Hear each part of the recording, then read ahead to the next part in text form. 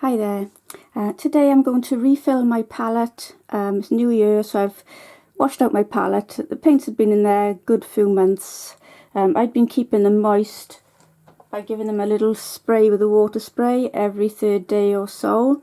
But they were getting a bit congealed at the bottom and I just wanted to start again now, ready for painting in the new year. So my palette is a Frank Webb palette. You can get them from Cheap Joe's Art Stuff in North Carolina, Boone. I haven't found anywhere in the UK that sells them. The next best thing is a John Pike palette, which is from Jackson's and elsewhere. That's a good palette. Both of them have lids, which is crucial because that just saves you tons of money on paints. With this lid, that goes on every time you finish painting, and as I say, 3 times a week. Just gently squirt the wells with a bit of misted water and that'll keep them moist, stop that custard skin from forming. Don't let the custard skin form because otherwise you'll have to puncture the paint with the tip of your brush to get into the moist stuff. Okay, try and keep them moist. Okay, so what I'm going to do is arrange my palette according to the brilliant Stephen Quiller, who was an American artist, and he spent years devising this wheel, the Stephen Quiller wheel, which you can buy online, or it comes in the back of his book, which is old now, it's probably out of print, I don't know, but it's called Colour Choices by Stephen Quiller. And he spent a lot of time working out what colours were opposite what on the colour wheel, so you can mix gorgeous complementaries. He's done all the work for you. So this is how I'm going to organise my palette. So basically, I looked at the colours that I use for my teaching classes every Friday. These are our colours, plus we're having one more. So we've got 19 colours, and I copied where they were on the wheel with Stephen, and I'm now arranging my palette in the same way. The earth tones, these are tones that are slightly dulled versions of their outer, the perimeter tones. So the perimeter tones are the brightest, truest hues. As you come into the middle of the circle, the colours get dulled and dulled, more dulled, okay? So I'm going to position the raw sienna, raw umber, burnt sienna, burnt umber in between the Windsor orange and the cadmium scarlet. So that's what I've done on my palette, as you can see here. There's the Windsor orange, I'm leaving a gap, then I'm clustering all my earth tones in that little corner. Then I'm leaving another gap there and then carrying on with the sequence of colours. So I've got my trusty pliers with me because I'm trying to get every last bit of paint out of the tubes. So I'm going to start with the first one here, which will be, let me zoom in a bit more, which will be this Windsor yellow. This is a nice big tube actually, so it should squirt out quite easily. It's the smaller tubes, you know, they're a bit tricky, aren't they, to get any amount of paint. Oh, actually, before I start, I should say, give a little squirt. I'll move those tubes out of the way in a minute. Squirt a little bit of moisture into the well before you squirt the paint in, because then the paint will sit on a bit of moisture, you know, and won't get all stuck. And just help it from drying out, okay? So there's a bit of Windsor yellow in there. Then my next colour will be Cadmium Yellow Deep, which is a warm yellow, and it's coming towards, you know, the orange. So that's why I've got it coming towards the left in my palette setup. So a little squirt of that.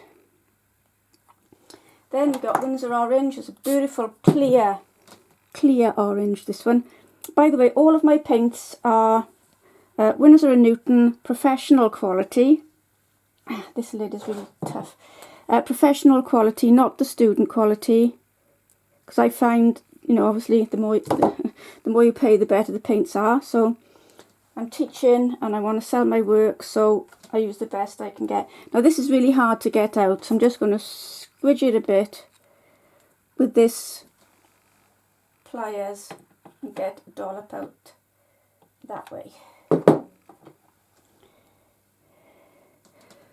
Okay, a little bit of moisture to welcome it into its well. Then we're on to raw sienna now, we're on to the earth tones.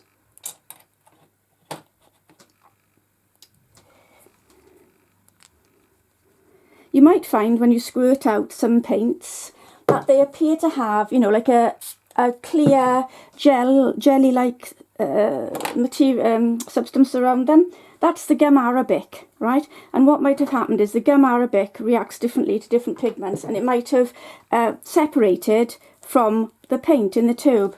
And so you might want to sort of get that away with a cotton wool bud, because you don't want to be mixing a ton of gum arabic. You want paint. So either get rid of it with a cotton wool bud and just throw it away, or really, really mix it in very well to the paint you've just squirted in the well, so that it mixes back in and gives the paint a better consistency, and you get more pigment on your brush instead of a load of gum arabic which has got no colour in at all, right? And as I say, each paint is a different person, is a different characteristic, and each paint is made from different pigments, some of them synthetic, some of them natural, and they will separate or not depending on their nature. Okay, and so I'm just going to go around like this. So I'm on to burnt sienna now.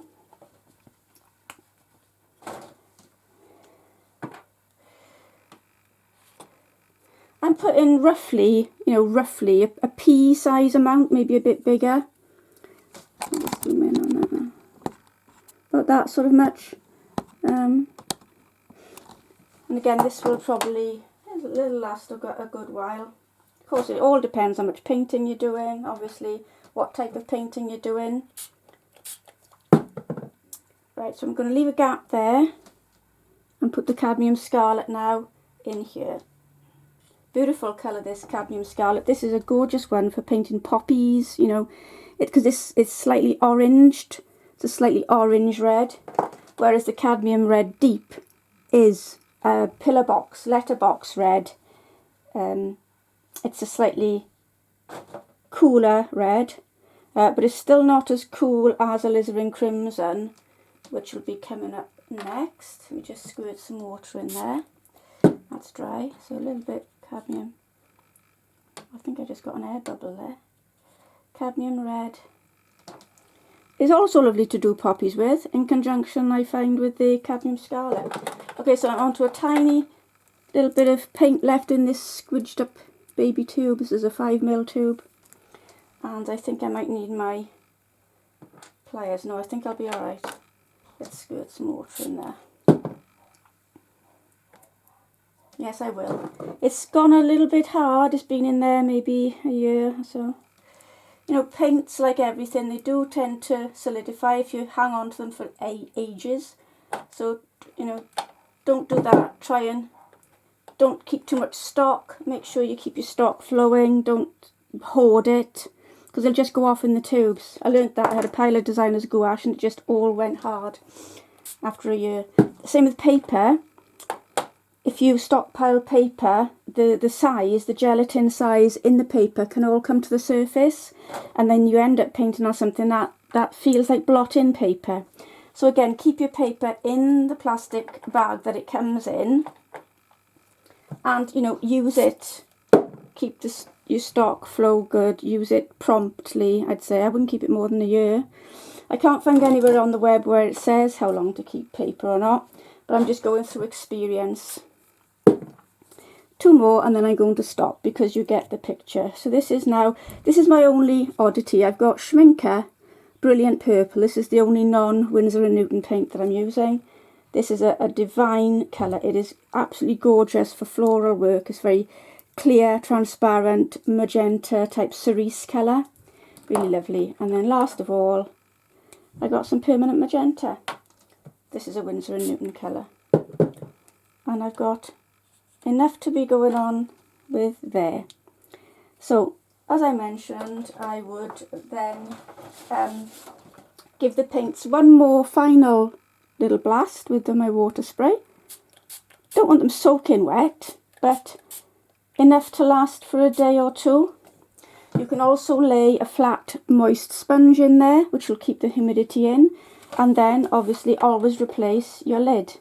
Let me zoom out, sorry. Always replace your lid and it's ready to roll. Okay, so I hope that helps. Thanks for watching.